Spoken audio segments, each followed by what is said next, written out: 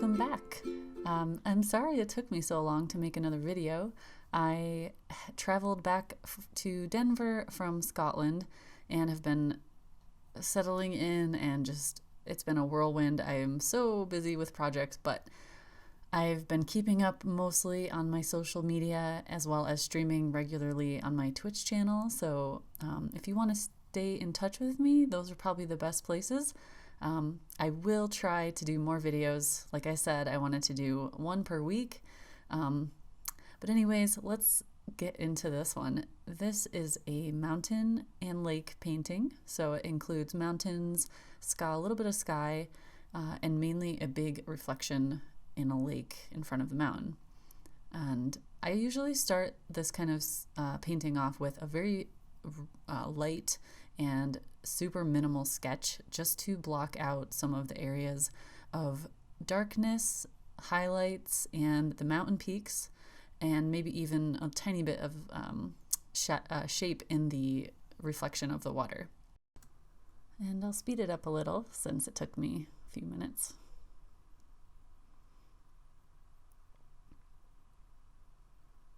And when it came to painting, I decided to start from the top down with the sky and base layer of the reflection in the water. So I just chose a light blue, which happened to be my cerulean blue, to kind of block in the sky. And I tried to have like a darker vignette, so the edges of the sky would be a little bit darker, and a tiny variation in value to indicate just like very, very light wispy clouds. But I didn't get it wet first. I just used a little bit of water, picked up the pigment, and started brushing it onto the paper. I was working relatively dry throughout this painting. My approach, my strategy was to kind of go section by section and build up layers as I went. So rather than getting the whole sky wet and dipping in some of the pigment like I have done before, this was a very different approach. A little more relaxed, but it also helps that this was a 4x6 postcard, so I didn't have as much space to fill. These are Strathmore 140-pound cold press watercolor postcards. And I've been using them for about 2 weeks, and I'm actually really enjoying them. My old go-to postcard was made by Cotman, the Winsor Newton Cotman brand, and they were really affordable, but for some reason in the last couple weeks I just haven't been able to find them at a reasonable price anymore. I don't really know what happened, but these were at a local art store in Denver, and I picked up a few, and I do a lot of giveaways on my Twitch channel. I send like 10 postcards a month for that, plus I send at least 15 to 20 for my Patreons each month, so I do a lot of postcards. The Strathmore postcards are really absorbent, but they don't disintegrate or break down like some other brands that I've tried, and they just have a very nice flow. The cold press, of course, has some texture, not as much as Arch's cold press, which is like my favorite for landscape painting, but it's just a nice amount for such a small surface area. So when starting the lake reflection, I used the same color, cerulean blue, and I started to work from the base of the mountain towards the viewer, just laying in a nice even coat. The lake is darker near the base of the mountain because of the reflections, and it gets a little bit lighter towards the center of the painting, and then a little bit darker again towards the viewer. So I was kind of keeping that in mind as I went, even though I knew I would do another a few more layers and touching in some other pigments later. This Strathmore paper is absorbent, like I said, but it also has a nice drying time, so it gives you a little bit of leeway to drop in some color and water, go like mess around with another area, then come back and kind of soften out your edges, and you don't lose the softness. Like some papers dry so fast and you end up with a very hard edge if you don't complete an area right away. So that's one really cool thing I've noticed.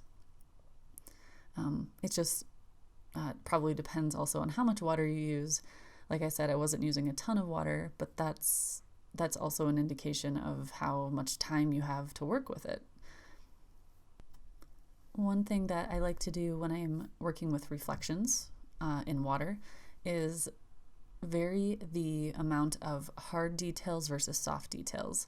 And when you look at an actual photograph of a mountain with a lake reflecting lots of trees and the snow peaks and everything, sometimes it's like you see very crisp detail in the reflection of the water.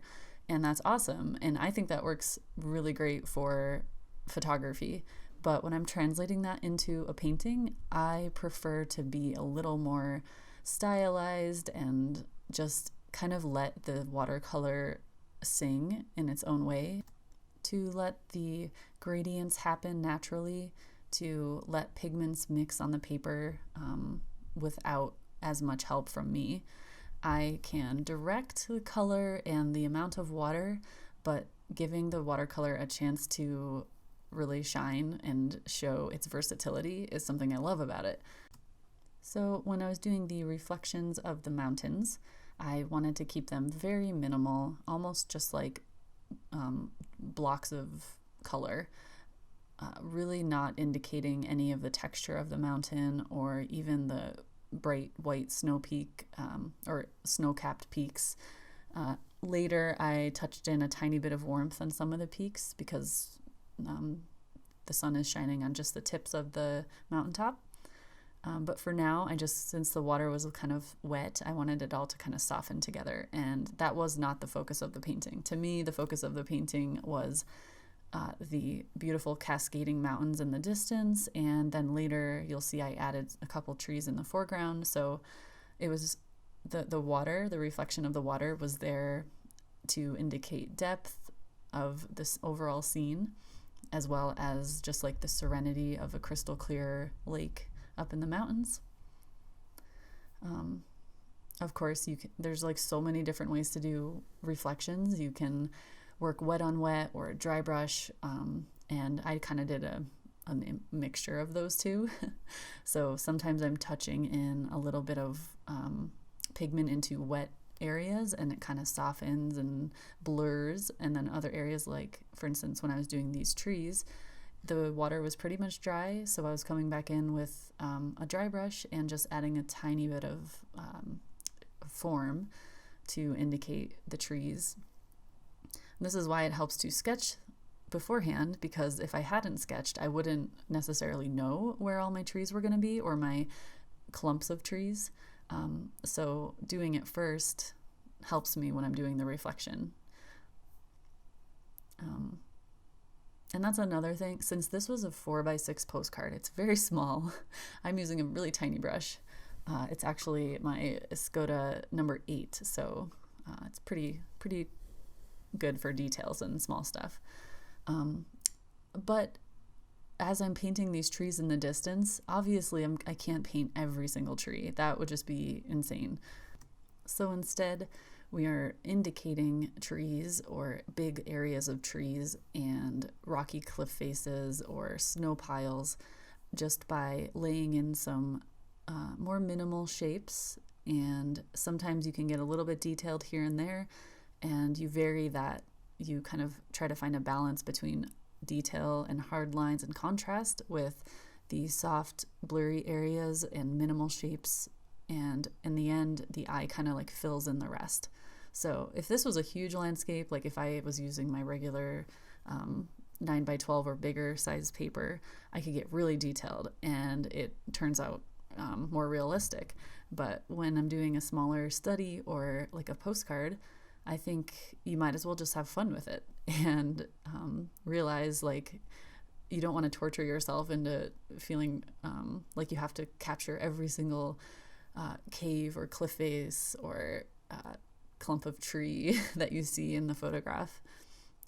Instead, focus on something like color or value or atmosphere and try to like bring something of interest to this scene.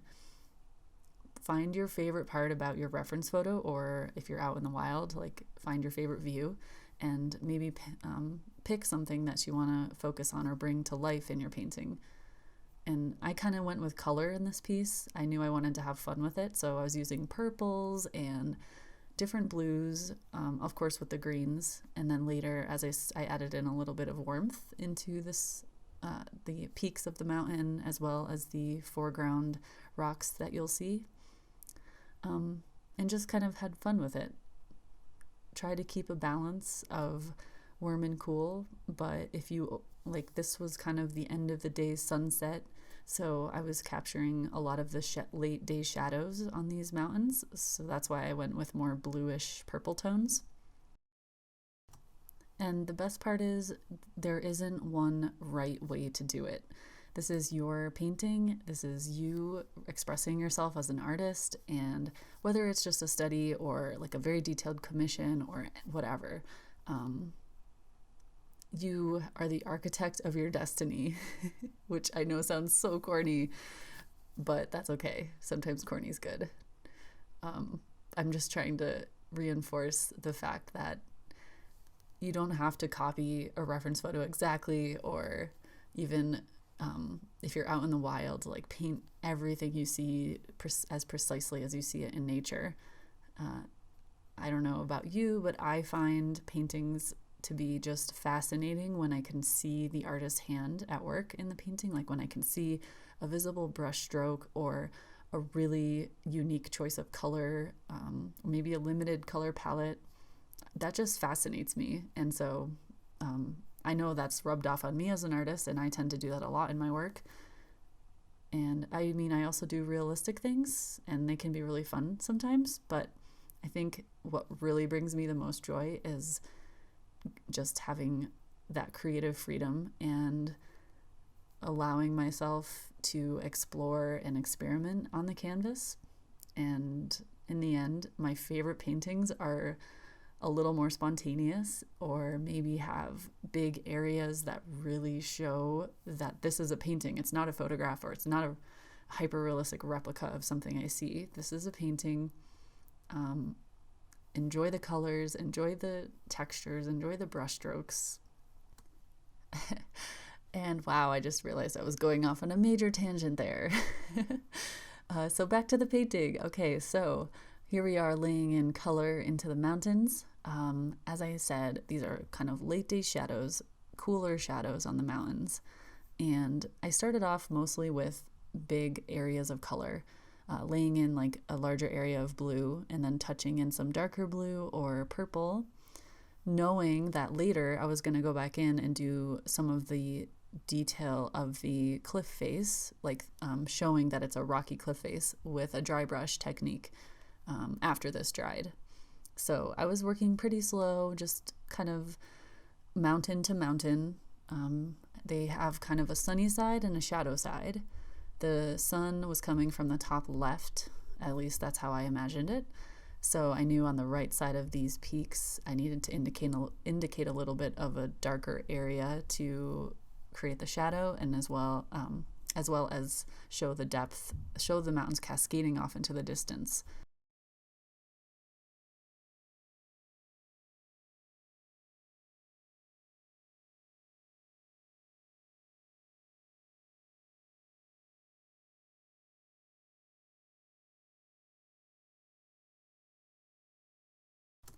And because I was taking my time with this, the mountain base layer that I was doing of blue dried pretty fast.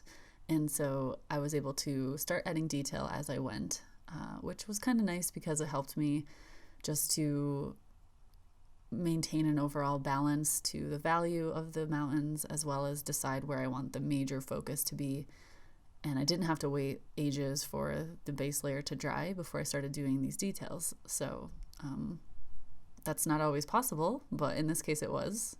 Again, it's another nice feature of these smaller paintings, and especially the Strathmore postcard paper. So I was coming back in with a little bit of a deeper tone, a darker pigment, and just touching in a little bit of the vertical striations of the rock in the highlighted side and the shadow side. It was a dry brush, so I was able to scrape the paintbrush horizontally across the paper and kind of lay in those striations. And I also realized about this point that I wanted to start adding in some of those warm tones on the very, very peaks of the mountain. So just a tiny bit of yellow and orange fading directly into the cooler tones of the mountain below.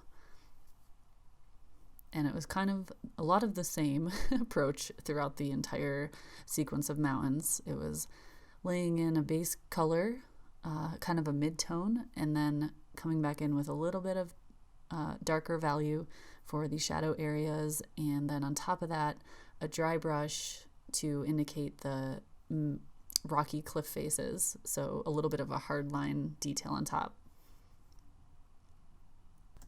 As for the foreground and the pine forest that was off to the right side of the painting, I started off with a warmer base of browns and like a olive green on the shoreline, and then immediately started adding in the green tones of the pine trees. For the sake of making sure that I had some lighter areas and darker areas mixed in to vary the value of the pine forest, I started off with my lighter greens and then moved into the darker greens, which is just a really easy strategy for watercolor because obviously you have to save your highlights from the very beginning of the painting. You can't, since it's not an opaque medium, you don't add them later. So in this case, I knew I wanted a little bit of warmth on some of the peaks of the trees, and so I laid in the warm tones first, as well as made sure that I had a couple of the foreground trees sort of blocked out because I wanted the foreground trees to be lighter, and you'll see what I mean by that in a minute. But before the warm tones or the peaks of the treetops started to dry, I started touching in the darker tones as well. So kind of starting off in the distance to break the line between the trees and the mountain, I added in that small horizon of darker treetops and then faded down into the warm ones and mixed it in here and there. Because it was still wet, it gave me like a really beautiful gradient.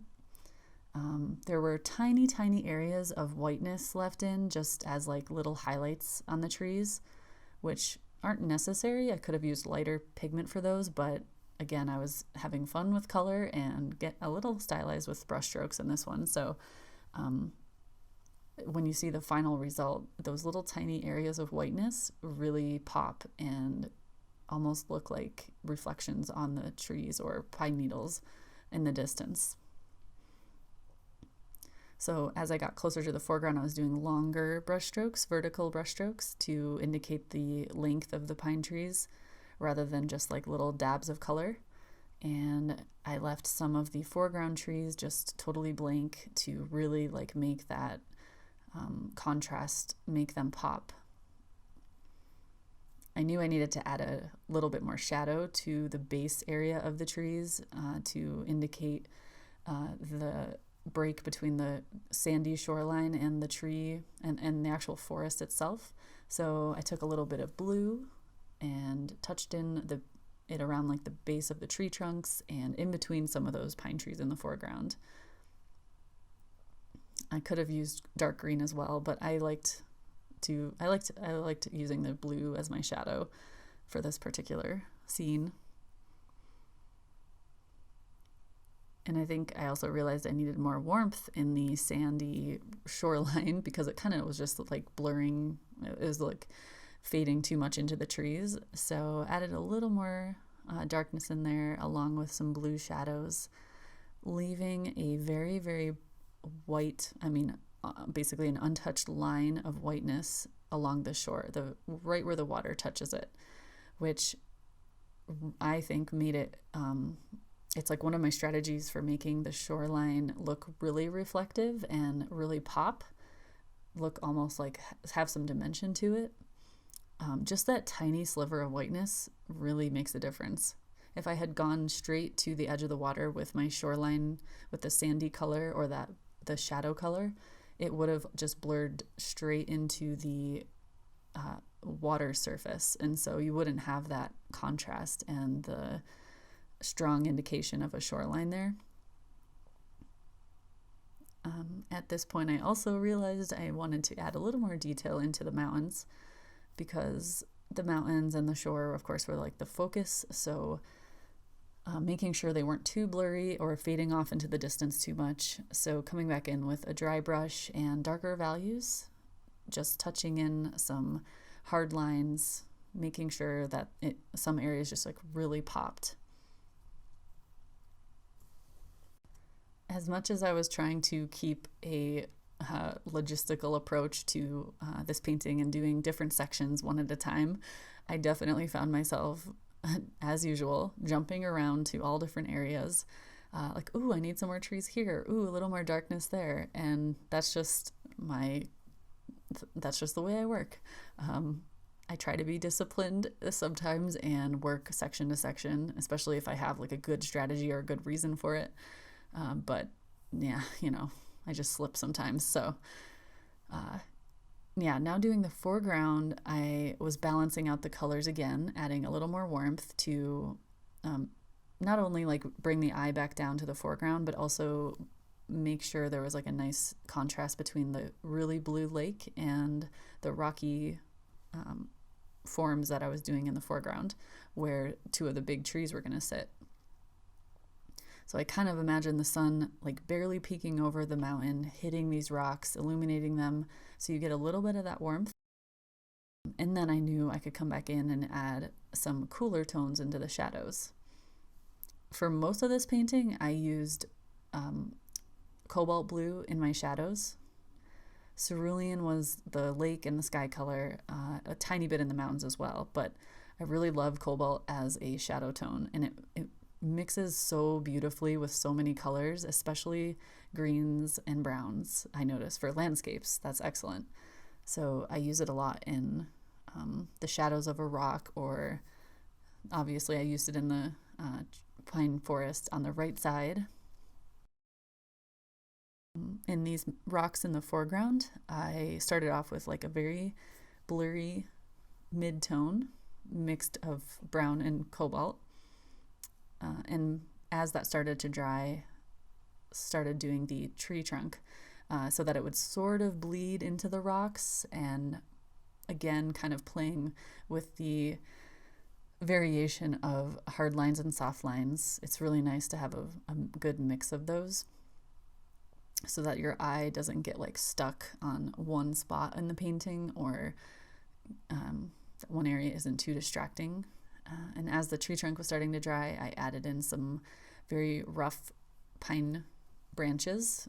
So I did that by pretty much getting solid green on my brush, a little bit of brown here and there, but mostly allowed it to blur and like flow into the wetness of the tree trunk, which was already brown. And again, that helped with the softness of it, even though these were like really in focus and had a hard contrast compared to the background of the painting. I still wanted them to have a little bit of softness and give and take with the background so that they weren't too overbearing.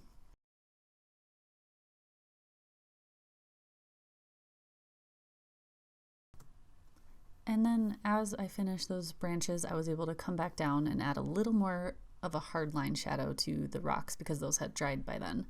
So a tiny bit of cobalt blue and a little more browns here and there, just to define the shapes of the rocks a little more. Like the back side of the rocks were in shadow, and of course getting some of the actual branches and the tree trunk shadow on there, but still keeping it pretty loose and stylized and a little bit blurry. The last thing I want to do is make like the shadow of a rock really the focus of the painting.